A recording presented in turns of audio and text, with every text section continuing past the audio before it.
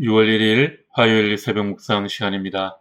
하나님이 주신 유쾌한 하루를 하나님의 말씀으로 시작하겠습니다. 먼저 사도신경으로 우리의 신앙을 고백하겠습니다. 나는 전능하신 아버지 하나님, 천지의 창조주를 믿습니다. 나는 그의 유일하신 아들, 우리 주 예수 그리스도를 믿습니다.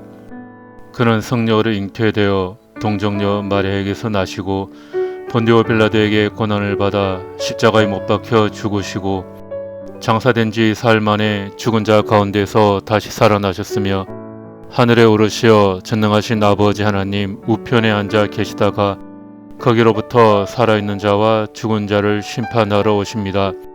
나는 성령을 믿으며 거룩한 공교회와 성도의 교제와 죄를 용서받는 것과 몸의 부활과 영생을 믿습니다.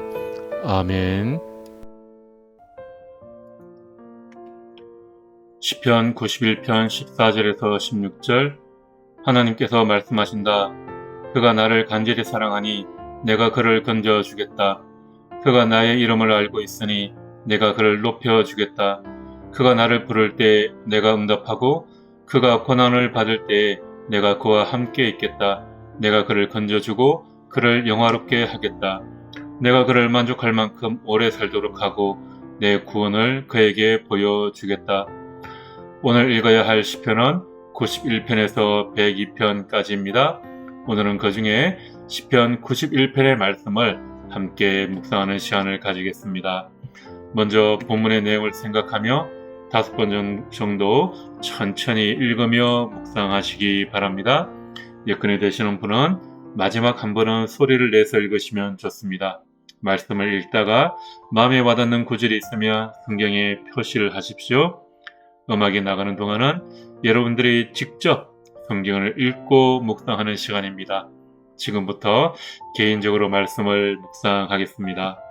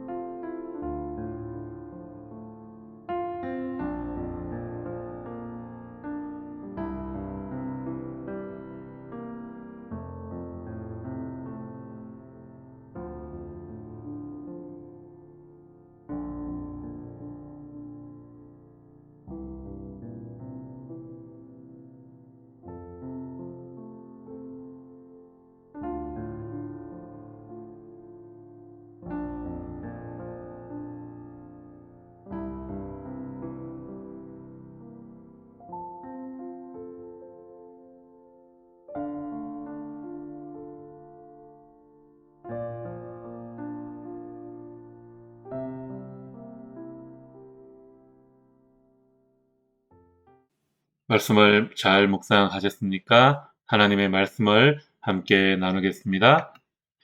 우리가 주님과 함께 걸어간다고 해서 아무런 어려움이 없고 풍파가 없는 것은 아니죠. 예수님께서 제자들과 함께 배를 타고 가실 때 그 배에도 풍랑이 일었고, 또 예수님께서 제자들과 늘 함께 했지만 제자들에게 여러 가지 어려움들이 따라왔습니다. 그러나 우리가 주님과 함께 할 때 주님이 함께 하시는 곳에는 두려움이 다 물러가게 되는 줄 믿습니다. 주님께서 함께 하시면, 주님께서 말씀하시면 변화가 생기고 새로움이 일어나게 됩니다. 하나님께서 말씀하신다. 그가 나를 간절히 사랑하니 내가 그를 건져주겠다. 그가 나의 이름을 알고 있으니 내가 그를 높여주겠다. 하나님이 친히 우리에게 말씀하시고 약속해 주십니다. 내가 바라고 원해서가 아니라 하나님께서 약속하셨기 때문에, 하나님께서 말씀하셨기 때문에 지키시고 이루시는 겁니다. 그가 나를 간절히 사랑하니 내가 그를 건져주겠다. 물에 빠져 죽게 된 사람에게 무엇이 필요하겠습니까? 오직 한 가지 소원이 있다면 그것은 그 물에서 건짐을 받는 것이지요. 내가 힘겨워할 때 주님께서는 저 멀리서 지켜만 보시는 분이 아니라는 겁니다. 건져주시는 하나님, 나와 함께 하시는 하나님, 내 힘으로 내 능력으로 안 될 때, 가장 주님의 손길이 필요할 때 손을 내밀어 건져주시는 분이신 줄 믿습니다. 그가 나를 부를 때 내가 응답하겠고, 그가 고난을 받을 때 내가 그와 함께 있겠다. 내가 그를 건져주고 그를 영화롭게 하겠다. 하나님께서는 하나님을 찾는 자들, 하나님을 부르는 자들에게 응답하시고, 하나님을 찾는 자들이 고난을 받을 때 그와 함께 하시고, 하나님을 찾는 자들이 물에 빠져 있을 때 그를 건져주시고, 그것으로 끝나는 것이 아니라 영화롭게 해 주십니다. 그가 하나님을 사랑하기에 하나님께서 그를 건져주신다고 합니다. 그가 하나님의 이름을 알기에 그를 높여주십니다. 그가 하나님의 이름을 부르기에 하나님께서 그에게 응답하시고 고난받을 때에 구해주십니다. 구해주실 뿐만 아니라 영화롭게 해주겠다고 하십니다. 만족할 만큼 오래 살도록 해주겠다 하십니다. 하나님과 우리와의 관계는 도식적이고 기계적인 관계에 있지 않습니다. 하나님과 우리와의 관계는 이렇게 서로 인격적인 관계라는 거죠. 우리가 하나님께 구하면 그 구하는 소리를 하나님께서 들으시고 응답하여 주십니다. 우리와 하나님은 이렇게 끈끈하게 사랑의 관계로 맺어져 있는 것입니다. 그래서 우리가 늘 이 새벽마다 하나님께 간구하며 나아가고 하나님께서 우리에게 말씀하시는 것을 듣기 위해 노력하는 것입니다. 그래서 그분은 우리가 어려운 가운데 있을 때 우리를 구원해 주시고, 우리를 영화롭게 해주시고, 우리의 삶을 만족하게 변화시켜 주시는 분이십니다. 이것이 바로 우리와 하나님과의 관계입니다. 그래서 우리가 주의 일을 할 수 있고, 그래서 우리가 주님의 일꾼이 될 수 있는 것입니다. 만약에 우리와 하나님과의 관계가 이런 인격적인 관계가 아니라 단순히 도식적이고 지식적인 관계라면 우리가 그렇게 하나님의 일을 헌신하며 할 수 없는 것이 되겠죠. 하나님께서 우리를 사랑하십니다. 또 우리가 하나님께 간구할 때 하나님께서 그 말씀을 들으십니다. 자, 이렇게 우리가 하나님과 인격적인 관계가 될 때 주님께서는 우리에게 최고의 축복을 부어 주십니다. 내가 그를 만족할 만큼 오래 살도록 하고 내 구원을 그에게 보여주겠다. 우리가 만족할 만큼 오래 살도록 우리를 그렇게, 이것은 하나님께서 사랑하시는 자에게 주시는 최상의 복입니다.